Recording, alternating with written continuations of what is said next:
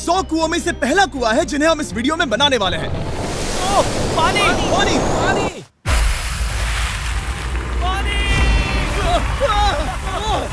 आपने अभी अभी केन्या के एक छोटे से गांव को पीने के पानी का अनलिमिटेड सप्लाई मिलते हुए देखा, वो भी सिर्फ 1 सेकंड में। अभी एक कुआं बना है और 99 बाकी है। आपको ये वीडियो बहुत पसंद आएगा। इन 100 कुओं को मिलाकर 5 लाख से ज्यादा लोगों को पीने का ताज़ा पानी मिलने वाला है। केन्या की इस साइट पर कुछ कुएं बनाने के बाद हम नाइरीरी स्कूल सिस्टम के साउथ में गए और कह सकते हैं कि उन्हें हमसे मिलकर बहुत खुशी हुई। क्या हाल है?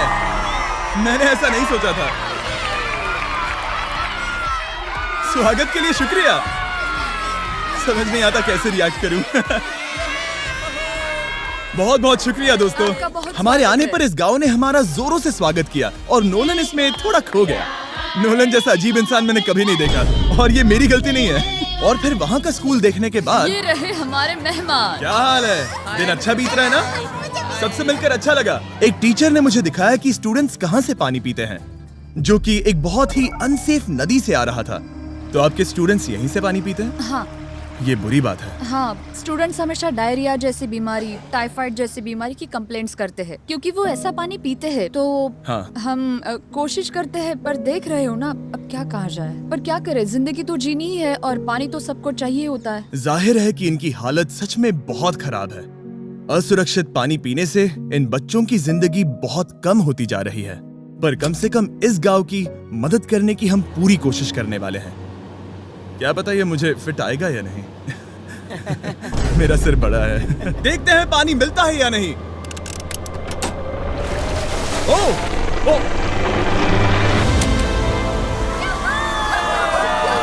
बारिश हो रही है, क्या नजारा है।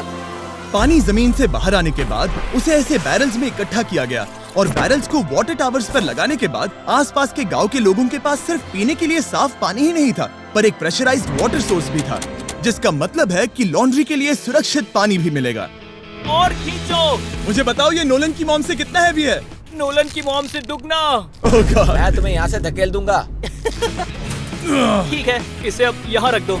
हमने केन्या में और 20 कुएं बनाए और उसके बाद इसके जूते में भी कुआं डोंट है। वरी, मेरे दूसरे जूते में भी पानी है। मैं बताता हूँ कि हमने ये 29 कुएं कैसे बनाए। इस विशाल सी ड्रिल से जमीन में सैकड़ों फीट गहरा गड्ढा किया, वो भी पॉल्यूटेड सोर्सेस से होकर सीधे विशाल से पीने लायक पानी तक। उसके बाद हमने पाइप्स इंस्टॉल किए ताकि लोग पूरे अफ्रीका में इन हैंड पंप से पानी ले सके और नाइरीरी में भी। इसे टेस्ट करके देखते हैं।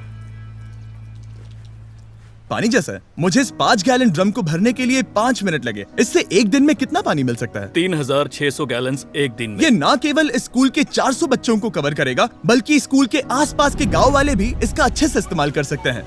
पानी के लिए शुक्रिया आपका। कोई बात नहीं। ये पंप नॉन स्टॉप 30 सालों तक चल सकता है।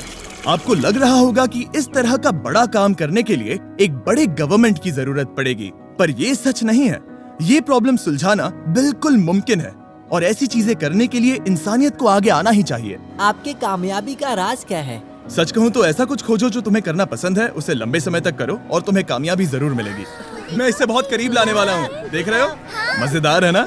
जरा ऊपर देखो, वो रिकॉर्ड कर रहा है। ठीक है, मैं इसे करीब लाने वाला हूँ। ठीक है। हाँ, तुम खुद को देख सकते हो। हम इस गांव के लिए भी कुआं बना पाए, इस गांव के लिए भी और इन दूसरे 12 गांवों के लिए भी। और जब हम ये पंप्स लगा रहे थे, तब हमने यहाँ के एक स्कूल को नए कंप्यूटर से अपग्रेड भी कर दिया। बच्चों को ये कैसा लगा? उन्हें शुक्रिया, सच उन्हें में ये बहुत पसंद पसंद आया। खुशी है कि सब ठीक से हो गया। हमने क्लासरूम्स में नया फर्नीचर भी लगाया, उसके साथ कुछ शेल्व्स नई बुक्स के साथ, और सभी स्टूडेंट्स को एक फुटबॉल भी दिया। Thank you mister beast, thank you. यहाँ तक कि सभी क्लासरूम्स में नए व्हाइट बोर्ड्स और प्रोजेक्टर्स भी लगाए। आप सबको ये प्रोजेक्टर पसंद आया?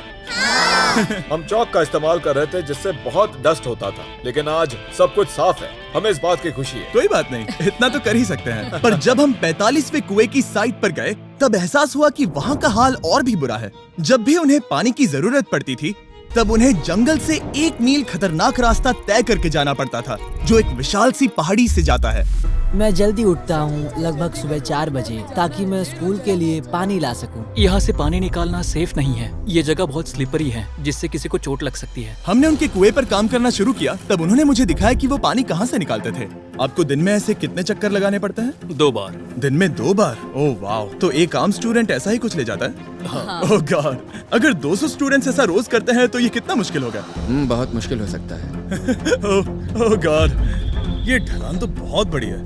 अरे यार, ये ढलान तो रुकने का नाम ही नहीं ले रही। हर रोज मैं सच में दंग रह गया कि ये चढ़ाई कितनी मुश्किल थी। ये सब इतना कुछ करते हैं ताकि वो यहाँ तक पहुँच सके जहाँ इन्हें साफ पीने का पानी मिल सके।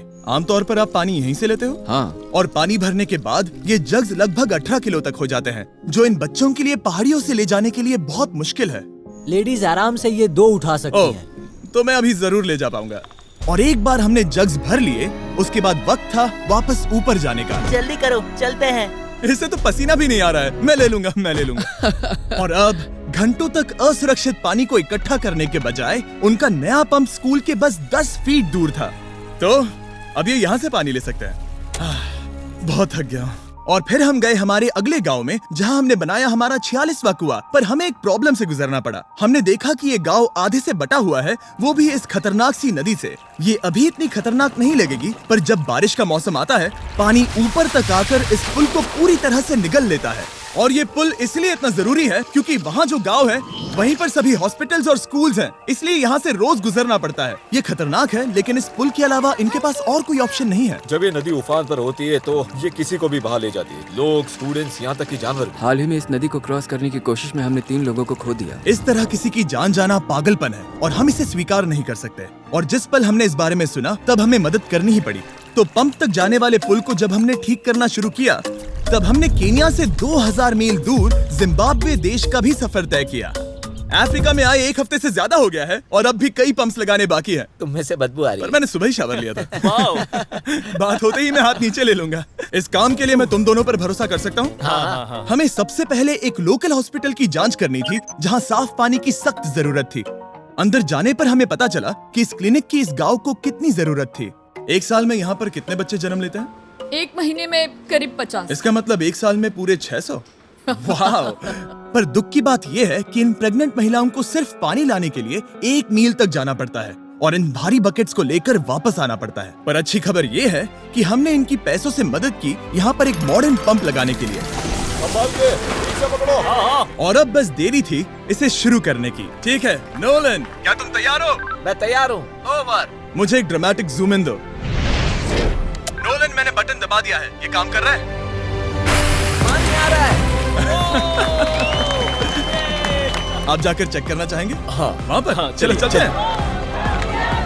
लोगों को पानी मिलता देख मुझे आखिर बहुत अच्छा खुशी हो पानी रही मिल ही है। गया। ये सच में कमाल की बात है। हमारा नोलन एक प्रोफेशनल डांसर है। हाँ। यकीन नहीं हो रहा, मैं डांस कर रहा हूँ। वो कर क्या रहा है? ओह गॉड, सॉरी, मैं नहीं चाहता कि आप इसे और देखें। साफ पानी मिले ये पक्का करने के अलावा इस गांव में बहुत से स्टूडेंट्स को ट्रांसपोर्टेशन की भी दिक्कत थी, तो हमने इन सबको नई साइकिल्स देने का फैसला किया। बच्चे बहुत ज्यादा हैं, पर हमने साइकिल्स भी उतनी ही खरीदी हैं। सच बताऊं तो मुझे साइकिल चलाना नहीं आता। जिमी को सिर्फ साइकिल देना आता है। कभी इसे चलाना नहीं सीखा। तो चलो हम एक रेस लगाते हैं। 3, 2, 1, गो! ओह माय गॉड, सभी मुझसे आगे जा रहे हैं। संभल के, मुझे चलाना नहीं आता, किसी को उड़ाना नहीं चाहता। तुम इसे चलाओगे? ठीक है, जाओ चलाओ। ओके। और इन्हें साइकिल्स देने के बाद हमने तब तक पंप्स लगाए जब तक हम पहुंच गए कुआं नंबर 69 तक। ये कुआं सोलर पावर्ड है, जो गांव के किसानों के लिए खास बनाया गया है, ताकि इनकी फसलों और जानवरों को जरूरत से ज्यादा पानी मिल सके। चाहे गर्मी हो या फिर बिजली ना हो, इससे कोई फर्क नहीं पड़ेगा। और एक पैनल है 200 वॉट्स का, जो एक पंप से जुदा है। ये पंप हर घंटे 5000 लीटर पानी खींच सकता है। बेसिकली ये अनलिमिटेड पानी का सोर्स है इस पूरे गाँव के लिए। ये बहुत बढ़िया है। और जिम्बाब्वे छोड़ने के बाद हम चाहते थे कि अफ्रीका की सभी कम्युनिटीज को पानी मिलता रहे, इसलिए हमने और कुछ पंप्स बनाए युगांडा में, सोमालिया में और कैमरून में। कैमरून में हमने क्या क्या किया ये देखने के लिए फिलैंथ्रोपी चैनल पर हम जल्द ही एक वीडियो अपलोड करने वाले हैं। इन गाँव में वक्त बिताने पर मुझे एहसास हुआ कि पंप्स लगाना कितना जरूरी होता है। कैसे ये खेती को पानी देते हैं, भूखे का पेट भरते हैं, कैसे ये हॉस्पिटल्स को साफ सुथरा रखते हैं, और सबसे जरूरी कैसे ये आने वाले पीढ़ी के बच्चों के लिए लंबी और हेल्दी जिंदगी जीने में मदद करते हैं, और इससे कम्युनिटीज का भविष्य भी सेफ हम होता है। बहुत समय से इंतजार कर रहे हैं साफ पानी के लिए। Water is life. और कुछ लोकल लोगों की मदद से हमने आखिरकार ये पुल पूरा कर ही लिया, जिसे ये कम्युनिटी अगले 100 सालों तक इस्तेमाल कर सकती है। कहीं जिंदगी बचेगी, परिवार एक साथ आएंगे। परेशानियाँ चली जाएंगी। इस वीडियो में हमने जो 100 पंप्स लगाए हैं वो कई जिंदगियां बदल देंगी, पर ये काफी नहीं है। इसीलिए मैं चाहता हूँ कि आप जाने से पहले 20philanthropy